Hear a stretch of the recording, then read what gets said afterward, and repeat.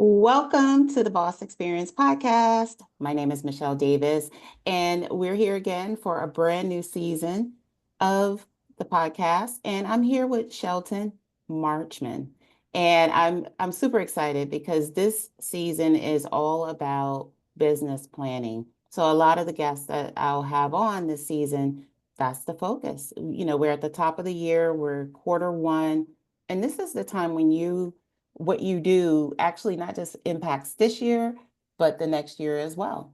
So Shelton is perfect, the perfect guest because his focus is business funding and helping people prepare credit wise to grow their business. And so, can you share a little bit, Shelton, about who you are and your business? And then, of course, I have some questions for you.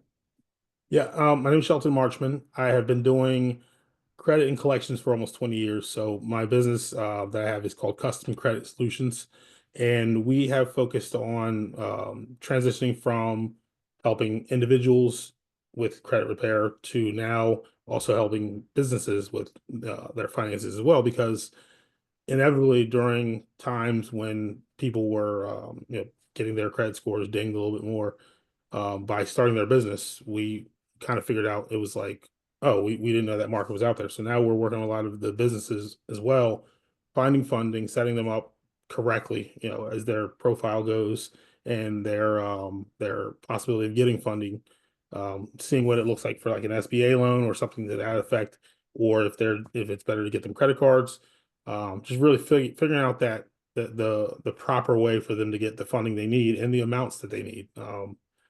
And giving them that plan. And so it has been a journey. And then COVID slowed things down, and now we're back moving towards the direction of doing things in person. So I always like working with the clients in person because you can actually see what their numbers are and kind of sit down with them. They can look at the plan. But yeah, it's been a ride. So that's just the gist of it. Just everything finance from personal to business. That's more our wheelhouse. Yeah. And we hear online a lot of people talking about business funding, and they're talking about how easy it is to get credit cards, how easy it is, to get all of this money. Oh, you start with the net 30, you do this, you do that. What are, when you hear that stuff, do you cringe? Do you say, yeah, that's the right way? Like, what's your thought when you hear things like that online? The number one thing I feel when I hear that is where are you getting the knowledge and how is it applicable? Because you can have a business that doesn't need net 30s, net 60, or if you're a drop shipper, yeah, the net 30, net 60, those types of things will help you because you can get product and you have the days to pay the invoices or what have you. But if you're a different type of company that doesn't need the net 60s, then you might not need to go there. If you're investor, a house investor, a home investor, flipper or what have you, you don't need net 30 accounts, net 60 accounts unless you're buying materials to work on the house. But and by the same token, these people are giving vague information, so they draw people in. So I cringe because I don't like doing that. I like to work with people and find out exactly what they need. I don't want to just throw out this big net and then someone comes to you and you're not giving what they need. So depending on who it is too, and looking at their situation, it's more cringeworthy. But it's there's honesty and there's deception in all industries. So Now, can anybody kind of come to you and say, I need funding, or is it like what is the criteria for someone to qualify? no, I mean you can come. Anyone can come to me. We do have a situation where it's easier for us to get you funded if you've been in business for 6 months or more, doing about $5,000 in revenue per month and 650 credit score. But if you're below that or you don't meet those thresholds, it's still possible to set up the situation to where we can get you business funding. It's just it might be a little tighter or it might be a different product. I like working with a bunch of different businesses and a bunch of different people, but I often get people who say they need money and they don't even have a business. And that's the part that's frustrating. It's like, Mhm. well, what do you need business credit for? Just to run it up? Like you still have to pay it back. Like it, it's it's beyond me why you think that you just want business credit just to have it. So And I've said this in past episodes as well that, part of your business planning process is to have a budget. right, You should know every expense that you are going to incur in your business. So many people hop into business and they don't know what tools they're going to be using for their business, how much those tools cost. They don't know, what kind of marketing they're going to engage in and how much it's going to cost to right, market their business and to seamlessly attract clients into their business. Now, when we're talking about, the financial part, because we know most businesses don't last beyond right. a certain point. It's sad, but they 5 don't years, yeah, for different reasons. right. What do you do to help businesses establish that foundation, if anything, to establish that foundation to make sure that they're not just getting this money and, if they've never had, $150,000 in their Right, possession, it's not money to go off to Aruba. right. This Yeah. is to really Or buying a car that you don't need from the beginning. exactly, it's to Yeah. really, make sure your business is set up for success. Right. So how do you help people plan financially as well? That's the thing is sitting down with them and getting a budget to see exactly what they need it for. I don't want them to get anything more than they need because then you're tied to repaying a debt that you can't afford. So, someone might walk in and say they need $150,000, and I say, well, what for? And we look at their budget, and they don't really need 150. They might need 50 to 75. For instance, one of the guys I had, he started a restaurant. He said he needed $250,000.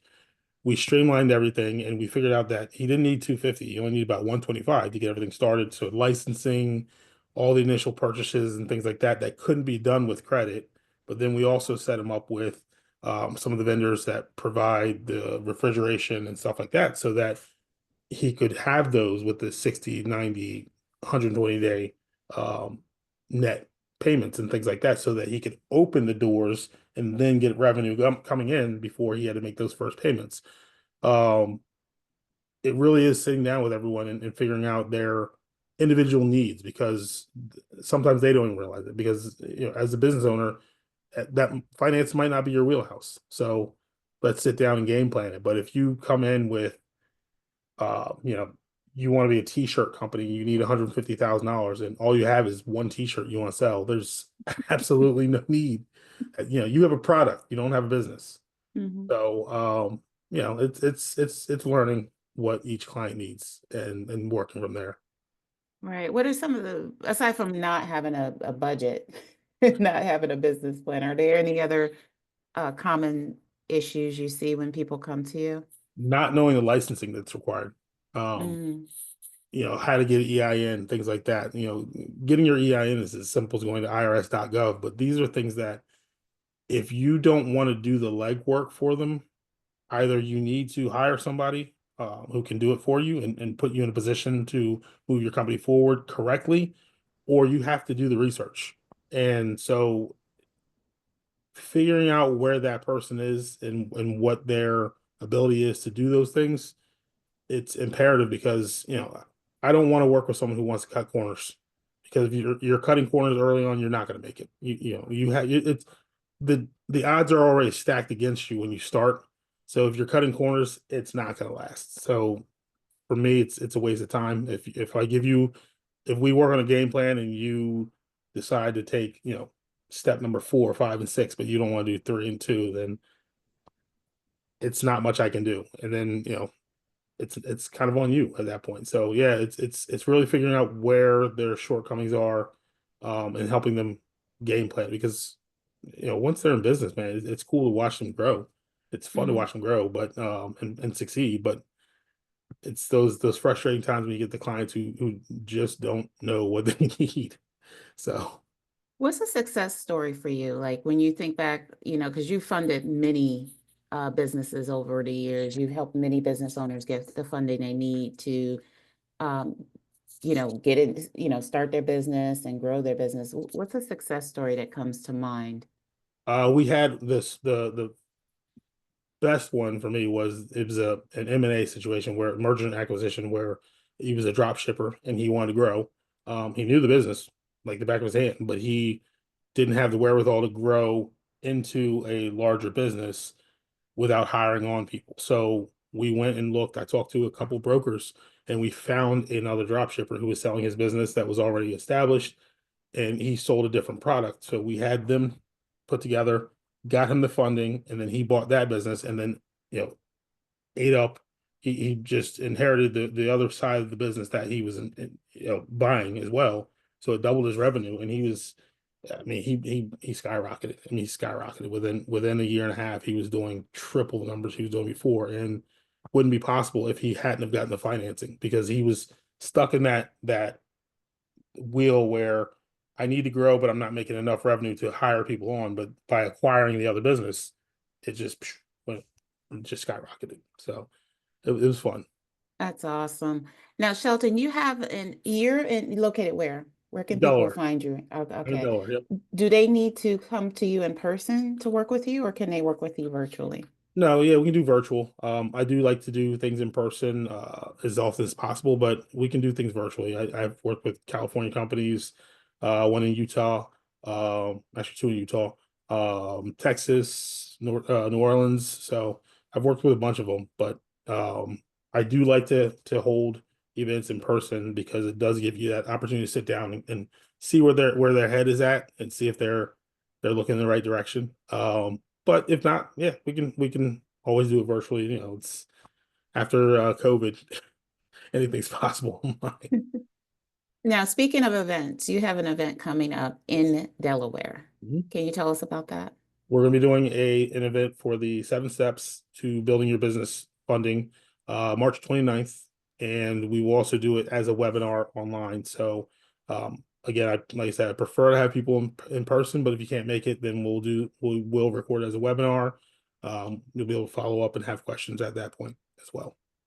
Okay. Will the webinar be done in real time Yeah. as Yeah, okay. we're gonna do it in Okay. real time, then we'll record it and possibly, follow up with people afterwards, see how it goes, depending on how the recording looks.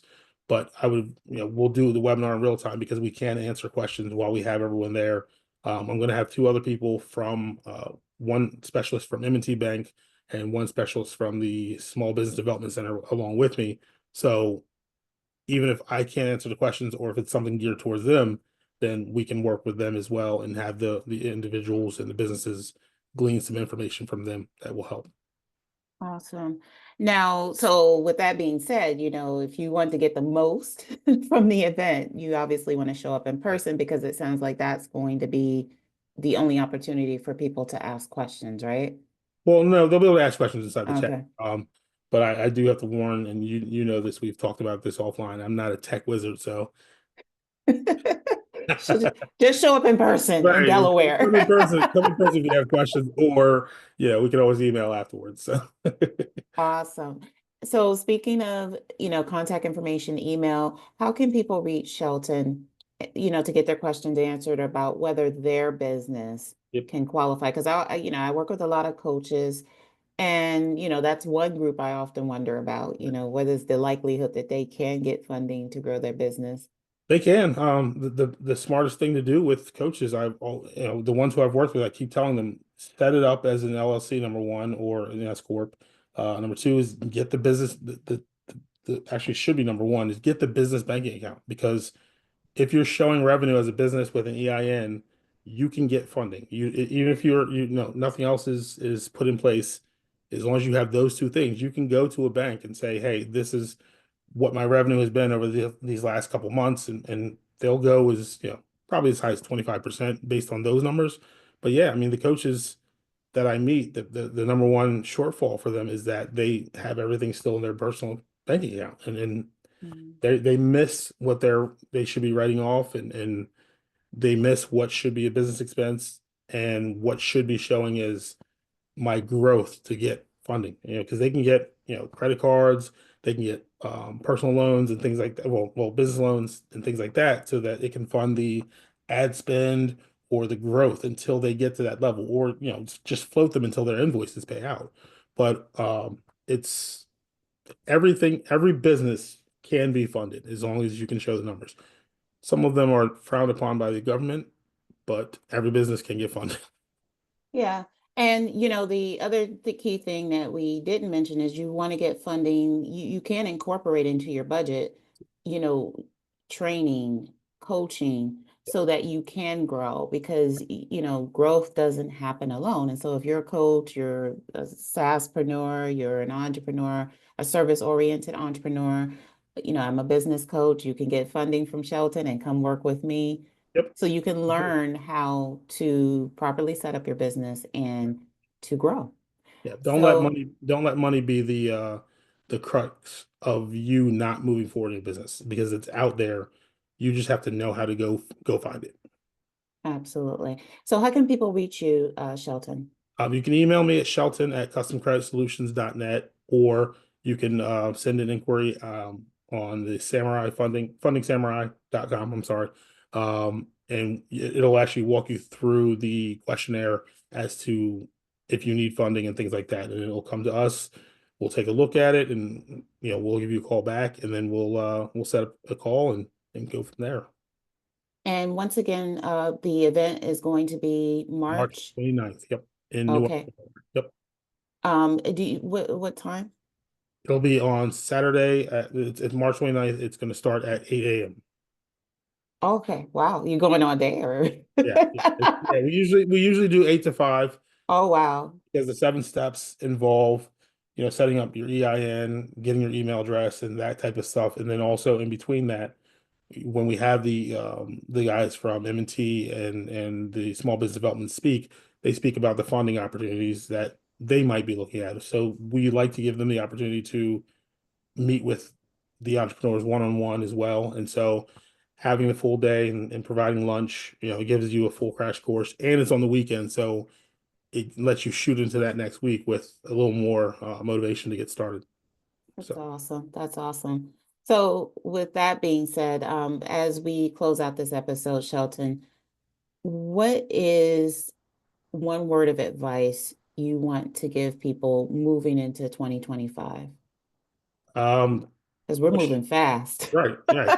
Push on. Like keep going. Like if you have these goals and you have these dreams as being an entrepreneur, um, follow it. Don't let small things, and it sounds crazy I say small things like money, be the things that stop you. You can always scale at from a smaller point instead of thinking you have to go big from the beginning. I mean, again, restaurants can start out in a food truck, or just doing, you know, community events, things like that, you can still sell hot dogs and build up a foundation. A guy who's drop shipping can start by just going to Walmart and picking stuff up that's on sale and then seeing what the cost is from there. You be strategic and then move forward because it's not getting easier in the job market. And, no one has ever gotten rich um, and lived next to their boss. Your boss is never going to pay you enough to live next door. That is so true. Never That gonna, is so true. never gonna I happen. love that.